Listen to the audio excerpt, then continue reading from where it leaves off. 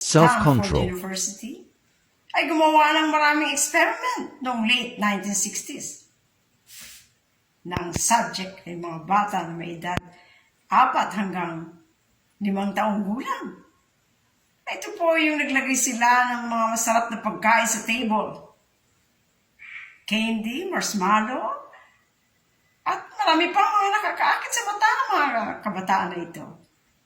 But, ang condition po ay hindi nila muna kakainan after 15-20 minutes na bumalik ang parents nila o ang teacher. Pero dahil nagutom na ang ibang mga bata, dumampot na po ito at kinain na. Hindi na po sila nakapagtiis. But dun po sa mga nakapagtiis ng mga kabataan, ay ayon po sa nung binalikan nila ito na sila'y malalaki na, pagkalipas ng ilang taon, binalikan ni Mr. Mitchell yung mga batang naghintay na bumalik. Ang kaibigan nilang matanda at nakita na yung mga batang kayang pigilan ang sarili ay may mataas na score sa mas matagumpay sa mga trabaho nila at mas malusog ang kanilang pangangatawan. Self-control. Self-control is the number one delineating factor between the rich, the middle class, and the poor. Robert Kiyosaki. Ayon kay Robert Kiyosaki, ang nagpapahiwalay sa mayaman na sa gitna at mahirap ay self-control. Madalas, ang kalaban natin ay ating sarili. At dapat nating matutunan ang pagpipigil sa sarili. Yes. No? Which is love, joy, peace, gentleness, kindness, patience, and self-control. Ang mga idea ng sex ay si Lord. Kaya hindi ito masama. Ito ay maganda at mabuti sa pagsasama ng lalaki at babae sa ilalim ng kasal. Pero hindi lahat ng sexual na gawain ay mabuti. Ang marami ay nakasasama. Fornication. Nagkasundo ang isang lalaki at isang babae na magtalik kahit hindi pa sila kasal. Adultery. Ang isang taong may asawa ay nakipagtalik sa taong may asawa din. Pareho silang adulterer.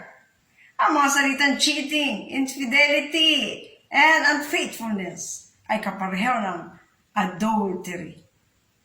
Yes, no? Kung hindi tayo kasal at hindi naman ninyo totoong asawa, isuli na po sa kanilang mga totoong pamilya at asawa dahil tayo po ay nagkakasala na adultery. Kung makamatayan natin ito ay nakakalungkot. Ito na po ang chance, no? Kung hindi po sa inyo, no? Don't covet the belongings of your neighbor, sabi niya, di ba? Isoli. Polygamy. Isang tao na higit isa ang asawa. No? Tumingin ka lang sa kapwa nang may pagnanasa, ikaw po ay nag-adultery na. No? Sabi ni Jesus Christ. Rape, pinilit, pinersa kahit labag sa kalooban para makipagtali. Ginamitan ng dahas para makipagtali. Incest, may nangyaring sexual sa pagitan ng malapit na magkamag-anak. Homosexuality, dahil ang lahat ng tao ay nilikha ayon sa wangis anyo ng Panginoon at nasa tao ang hininga ng Panginoon. Ang tao may halaga at dignidad. Dahil dito hindi nahatulan ang mga taong nakararanas ng same-sex attraction at kilala bilang bahagi ng LGBTQIA at plus community. No? I remember Gomorrah and Sodoma. God hate the same-sex marriage. No? June 13, magkakaroon ng pagdiriwang ang LGBTQ dahil ay June Pride Month. Ang ibig sabihin ay LGBTQI+, lesbian, nagkagusto sa kapwa babae. Gay, nagkagusto sa kapwa lalaki. Bisexual, transgender, iba ang gender niya sa tunay niyang kasarian. Transsexual, nagpalit ng kasarian. Thank you, Doc. Ito po ay yung mga nagpe-pretend na maging babae. Gumising na po tayo, no? Habang ang Panginoon, binibigyan niya pa tayo ng panahon para magsisi. Ang sex ay banal at maganda kung ito ay nasa loob ng kasal. Ito ang sinabi ni Jesus sa Mark 10. Subalit simula pa ng likay ng Diyos ang sanlibutan, nilalang niyang tao na lalaki at babae. At dahil dito iiwan ng lalaki ang kanyang ama at ina, magsasama sila ng kanyang asawa. Yes, at ang dalawa ay magiging isa. Hindi na sila dalawa, kundi isa. Ang pinagsama ng Diyos ay huwag paghiwalay ng tao. Ito yung galing sa Genesis 2:24. No? Kaya po, hindi po sang-ayon ang Panginoon sa paghihiwalay, broken marriage o broken family. No? Pray for your family to restore. God, He is a God of unity and restoration. At doon naman po, sa talagang hindi naman totoong pamilya, isoli na natin ito. Baka pumakamatayan, ay tayo magsisi at huli na.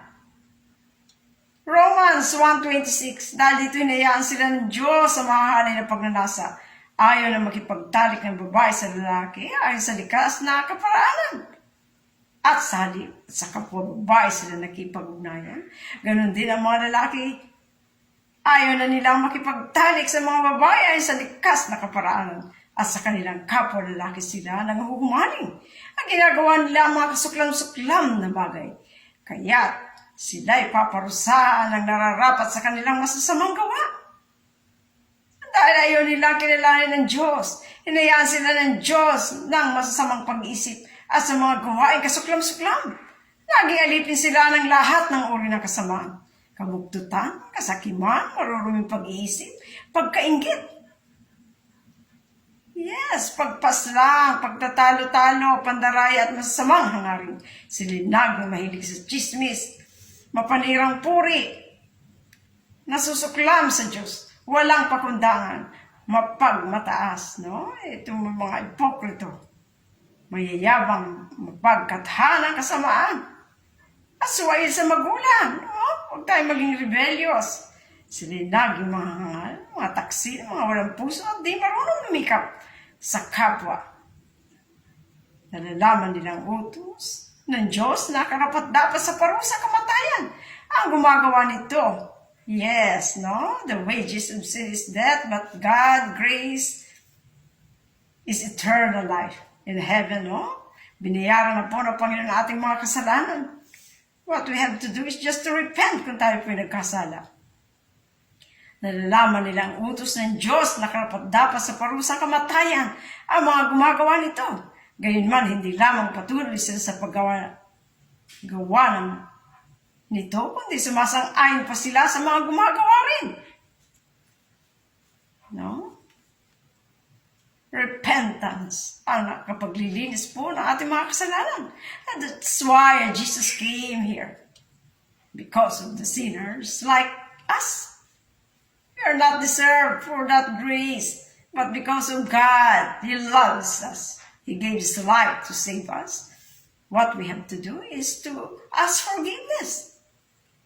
I count Him braver who overcomes his desires than him who conquers his enemies. For the hardest victory is the victory over self. Yes. No? Without Jesus, we are nothing. For I know the plans I have for you, declares the Lord, plans to prosper you, not to harm you, and plans to give you hope and future. Ano ba ang plano ng Panginoon sa ating buhay? No? Is to have a good life. Is to be prospered. For I know, yes, of course we know, all things work together for good to those who love God, to those who are called according to His purpose. Yes. What is purpose? Yes, to share the word to others. No? To repent. Without Jesus, we cannot change. He can transform us. The old is